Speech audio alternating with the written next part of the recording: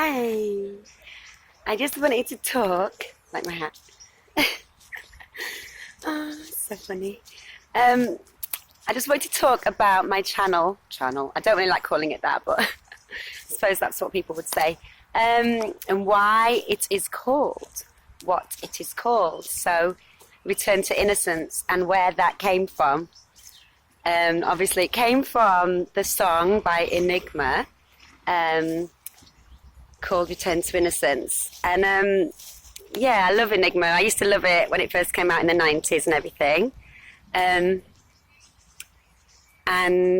it was quite strange the way it kind of came to me. It came back to me about 3 years ago, and I'd not thought about it or listened to it for a long, long time.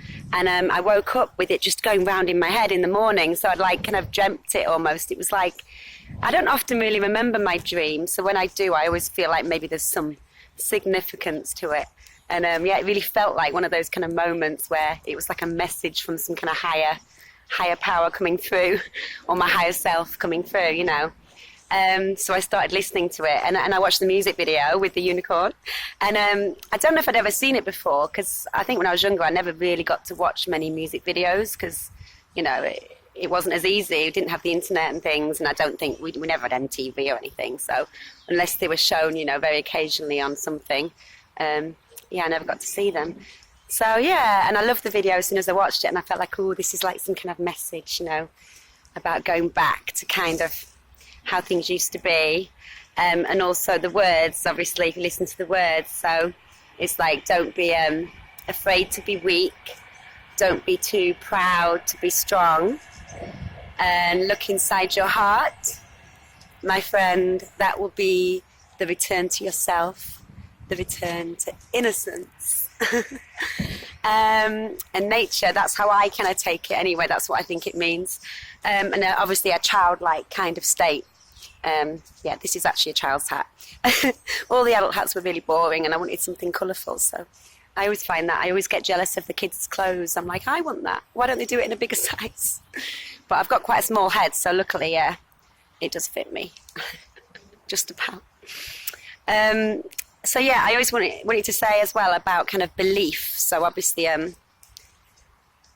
lot of it's also to do with belief, isn't it, I think, and the power of belief and positive thinking.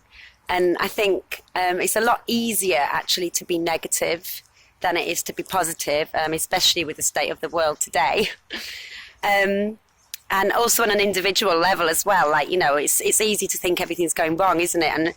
But the problem with it is that often it's whatever you believe is what tends to happen. So it's like, if you believe that you're an unlucky person, I used to think that actually, you know, then you're more likely to have bad luck, I think, if you believe that. So whereas people who believe they're lucky, they've actually proven this in experiments with like scratch cards and things, where they got a load of people and they gave them a survey beforehand and got them to say, you know, how lucky do you think you are on a scale of 1 to 10?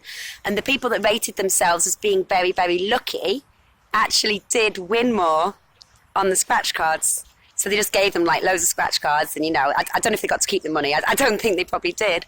But the point was, you know, the ones that, they must have got something out of it, I don't know. But the point was, the ones that thought they were lucky and believed that they were lucky actually did do better. So that just shows that it is, again, the power of your mind, the power of belief and everything like that. And yeah, so people going around saying, you know, bad things always happen to me are much more likely to have bad things happen to them. And people who go around believing that, oh, you know, I'm all right, you know, good things always happen to me, and I'm lucky and I'll be sent something good, and then you are. So yeah, it's a self-fulfilling prophecy, really, and the law of attraction, or whatever you want to call it, you know. Nearly just walked into a branch then. That would have been good. Just get poked in the eye. So yeah, I mean, I'm not saying that if you're positive nothing bad will ever happen, because, you know, it's going to, isn't it? You know, that is part of life. But I think if you've got a really positive attitude, then you can kind of see like there's always a silver lining, or at least something to be learnt from it, you know. So like everything's kind of either a blessing or a lesson, you know. So if things go wrong, then you can think, well, you know, maybe there's something to be kind of learnt from this, or